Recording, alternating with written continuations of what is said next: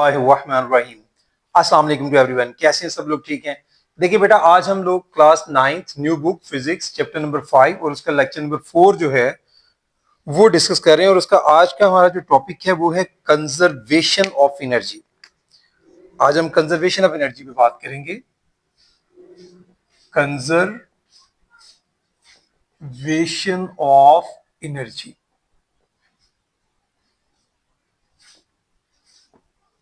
ये हमारा टॉपिक है भाई, कंजर्वेशन ऑफ एनर्जी। देखिए, सबसे पहले तो आपने ये समझना है कि कंजर्वेशन जो है वर्ड ये कहां से निकला है। ये निकला जी कंजर्व से।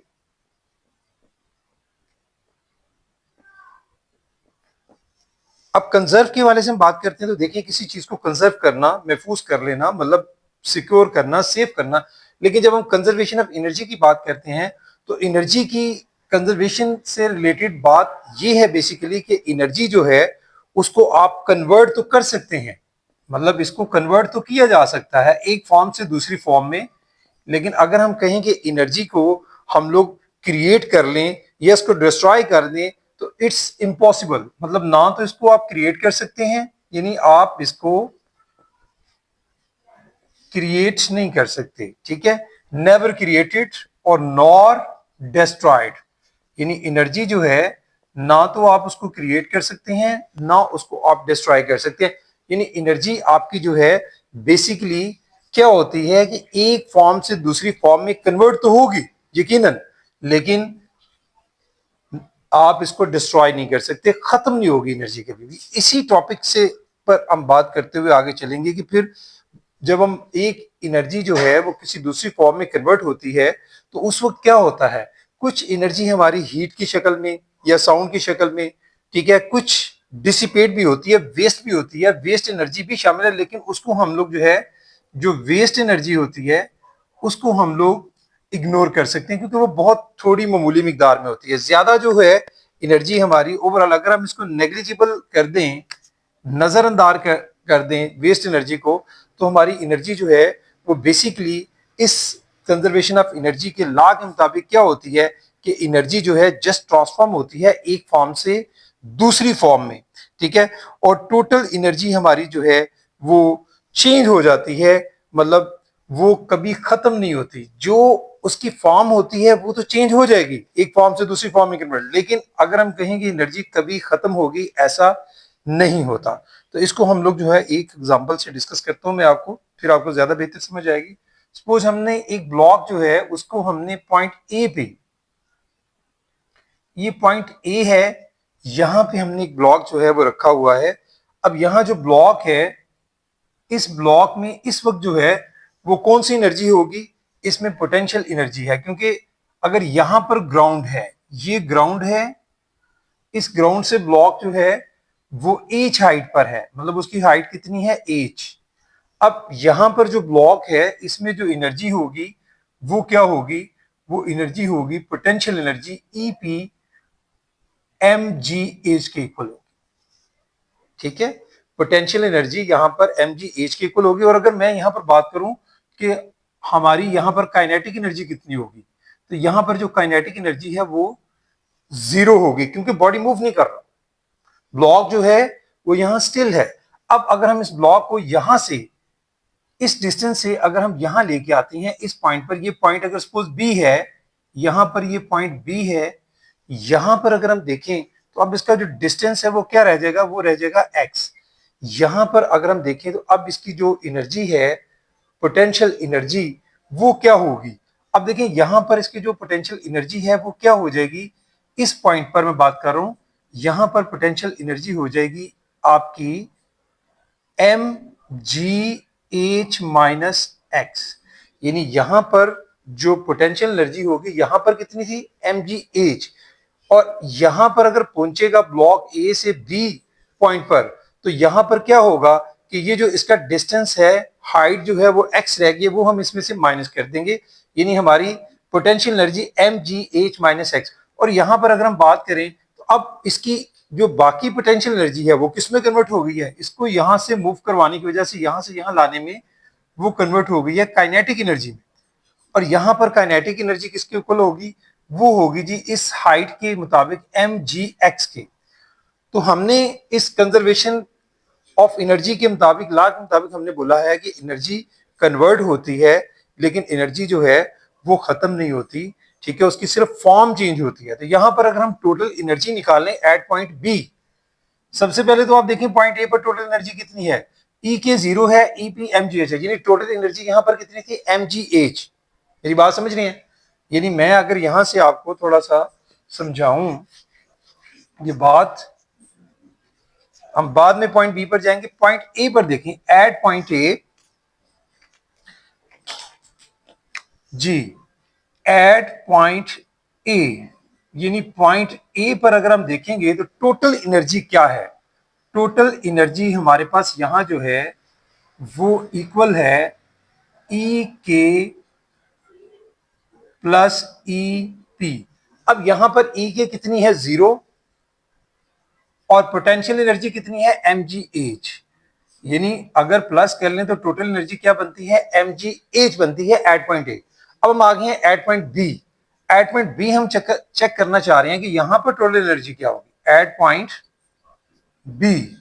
देखें जी, एट पॉइंट बी पर अगर हम देखें तो हमारे पास जो यहां पर टोटल एनर्जी क्या होगी, अभी हमने बात की कि यहां पर जो ई पी है वो है M G H minus X, और ई के यानी kinetic energy M G X के इक्वल। हम दोनों को प्लस कर लेंगे, यानी टोटल एनर्जी यहां हमारे पास बनेगी, टोटल एनर्जी वो इक्वल होगी ई पी प्लस ई के।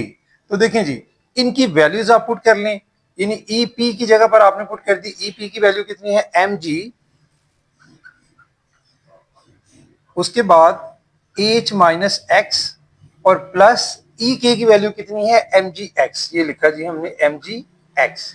तो देखें जी क्या होगा, इनको जरा अगर हम सॉल्व करते हैं तो देखें जी हमारे पास क्या बनेगा, एम जी एच, और ये मल्टीप्लाई हो गए minus M G X plus M G X. तो देखें जी ये जो प्लस एम जी एक्स और माइनस एम जी एक्स, ये दोनों एक दूसरे को कैंसिल कर देंगे। नेट आंसर हमारे पास एनर्जी फिर कितनी आ रही है, total energy M G H. Again आपने देखा टोटल एनर्जी जो अभी हम बात करके आए हैं एट पॉइंट ए, वो हमने अभी यहां पर डिस्कस की है, वो कितनी है, एम जी एच। तो एट पॉइंट बी भी टोटल एनर्जी कितनी है, एम जी एच। अब अगर आप इस ब्लॉक को यहां से यहां, यानी ग्राउंड पर हिट होने से पहले, यानी ग्राउंड पर हिट होने से पहले पहले जो इसकी ब्लॉक यहां से पॉइंट सी पर आ जाता है, तो अब इसमें जो टोटल पोटेंशियल एनर्जी है वो जैसे ही ग्राउंड को टच करेगा, यानी टच करने से एक लम्हा पहले उसकी जो सारी पोटेंशियल एनर्जी किस में कन्वर्ट हो जाती है, उसकी मूवमेंट की वजह से काइनेटिक एनर्जी में। यानी एट पॉइंट सी अगर हम देखें तो एट पॉइंट सी जो है, हम गौर करें तो हमारे पास जो एनर्जी है, पोटेंशियल एनर्जी, यानी आपकी ई पी जो है वो किसके इक्वल हो जाएगी, 0 के, और आपकी ई के जो है काइनेटिक एनर्जी, यानी सारी पोटेंशियल एनर्जी जो एम जी एच थी वो किस में कन्वर्ट होगी, काइनेटिक एनर्जी में, यानी एम जी एच के। तो यहां पर भी अगर हम टोटल एनर्जी देखें तो टोटल एनर्जी किसके इक्वल होगी, देखिए भाई टोटल एनर्जी हमारी अगेन दोनों ई पी प्लस ई के, ई पी कितना है 0 प्लस ई के कितना है एम जी एच, और अगर हम प्लस करेंगे तो नेट आंसर हमारे पास फिर भी क्या आएगा, एम जी एच। तो बताने का मकसद क्या है आपको इस सारे कंजर्वेशन ऑफ एनर्जी के लॉ में, कि भाई जो एनर्जी हमारे पास ऑलरेडी थी पॉइंट ए पर, जितनी टोटल एनर्जी थी, वही एनर्जी जो है वो हमें टोटल एनर्जी हासिल होती है एट पॉइंट बी पर, और वही टोटल एनर्जी हमें हासिल होती है एट पॉइंट सी पर। यानी एनर्जी ने क्या किया है, सिर्फ अपनी फॉर्म को चेंज किया है, ना तो एनर्जी एनर्जी क्रिएट हुई है मोर, ना डिस्ट्रॉय हुई है, ठीक है। इसके बाद जब वो ग्राउंड को हिट करेगा तो वही एनर्जी जो है वो डिसिपेट हो जाएगी, यानी हीट और साउंड की शक्ल में हमारे एनवायरमेंट में जो है वो फैल जाएगी। तो ये था भाई हमारा कंजर्वेशन ऑफ एनर्जी। ये बेटा एक नया टॉपिक थोड़ा सा बुक में दिया गया है, थोड़े नए अंदाज में, तो इसको आपने अच्छे से तैयार करना है, एक इंपॉर्टेंट टॉपिक है। अब मैं आपके साथ इसकी थोड़ी सी रीडिंग भी शेयर कर देता हूँ बुक से भी। देखिए जी, तो the study of various forms of energy and the transformation of one kind of energy into other has led to very important principle known as the principle of conservation of energy. ठीक है, जिसके statement क्या बनेगी फिर, energy can not be created और destroyed. पहली बात, ना तो एनर्जी को क्रिएट किया जा सकता है ना destroy. It may be transform from one form to another, ये सिर्फ एक फॉर्म से दूसरी फॉर्म में कन्वर्ट हो सकती है। तो but the total amount of energy never change. जो टोटल एनर्जी है आपने देखा पॉइंट ए पर, पॉइंट बी पर और पॉइंट सी पर जो टोटल एनर्जी थी वो सेम रही है, उसमें कोई चेंज नहीं आया। तो during energy transfer process some energy seems to be lost and not accounted for in calculation. This loss of energy is due to work done against friction of the moving parts in the process. This energy appears as heat and is dissipated in the environment. This energy does not remain available for doing some useful work and may be called waste energy. जिसकी मैं बात करूंगा, कुछ energy जो है वो friction की वजह से हमारे एनवायरमेंट में हीट की शक्ल में वो खारिज हो जाएगी, निकल जाएगी, वो वेस्ट एनर्जी कहलाएगी। लेकिन वो बड़ी छोटी सी मिकदार होती है मामूली सी, जिसको हम नेग्लिजिबल कर सकते हैं, इग्नोर कर सकते हैं। A process of energy conversion and conservation can be described with the given example, जो भी मैंने आपके साथ डिस्कस की। ठीक है, ये इसकी एग्जांपल है। Let a body of mass m be at rest at point P, यानी जब हम उसकी बात कर रहे हैं कि एट पॉइंट ए पर बॉडी जो है वो रेस्ट पर है, above the height h from the ground, its total energy यानी पोटेंशियल एनर्जी यहाँ पर mgh है और आपकी काइनेटिक एनर्जी 0 है। तो देन फिर यहाँ पर टोटल, जैसे मैंने आपको बताया कि दोनों को प्लस करेंगे तो पॉइंट ए पर टोटल एनर्जी क्या है, mgh के होगी। तो then the body is allowed to drop to point B at a height x from the ground. The body loses potential energy and gains kinetic energy as it gets speed while falling down. Assuming a resistance negligible. तो क्या होता है कि जब आप point B पर जाते हैं तो उसकी कुछ एनर्जी जो है वो काइनेटिक एनर्जी में कन्वर्ट हो जाती है, जैसे मैंने आपको बताया। लेकिन फिर भी जो टोटल एनर्जी है वो किसकी इक्वल रहेगी, दोनों को समेशन के इक्वल, ईपी प्लस ई के। तो जो एनर्जी पोटेंशियल एनर्जी यहां रह गई थी वो mgh माइनस एक्स, और जो ई के है जो काइनेटिक एनर्जी है वो क्या है, mgx। तो यहां पर आपने देखा कि भाई उन दोनों को प्लस करते हैं तो नेट आंसर हमारे पास टोटल एनर्जी क्या है, फिर mgh ही हमें हासिल होता है। ठीक है जी।